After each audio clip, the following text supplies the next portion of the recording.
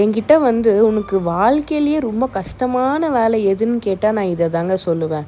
ஆஃபீஸ்லேருந்து வந்த உடனே சமைக்கிறது. எனக்கு என்னமோ சமைக்கிறது ரொம்ப பிடிக்கும். சில பேர் மூடு சரியில்லை சமைக்கலன்னுவாங்க. எனக்கெல்லாம் மூடு சரியில்லைன்னா சமைக்க தான் போவேன் நான்.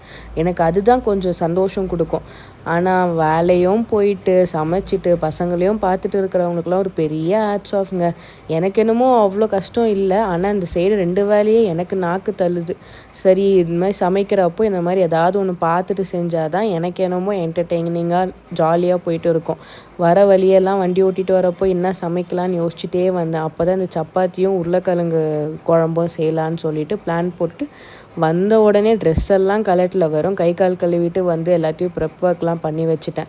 அதுக்கப்புறம் போய் ஃப்ரெஷ் ஆகிட்டு ட்ரெஸ்லாம் சேஞ்ச் பண்ணிவிட்டு லைட்டாக வெங்காயம் தீஞ்சிருச்சு வீடியோ எடுக்கிற சாக்கில். பட் டேஸ்ட் நல்லா தான் இருந்துச்சு. அப்புறம் 2 சப்பாத்தி வச்சு சூப்பராக சாப்பிட்டுட்டு மீதி இருக்கிற மாவை ஈர துணி போட்டு க்ளோஸ் பண்ணிட்டேன். ஸோ நாளைக்கு எதாவது பூரி சுட்டுக்கலான்னு சொல்லிட்டு. அப்புறம் இருந்த பாதி கோவாவை சாப்பிட்டு ஒரு குட்டி வாக் போயிட்டு வர வழியில் காய்கறி எதுவுமே இல்லைன்னு சொல்லிட்டு எல்லா தேவையான காய்கறிலாம் வாங்கிட்டு கருவேப்பிலை நிறைய கொடுத்துட்டாங்க.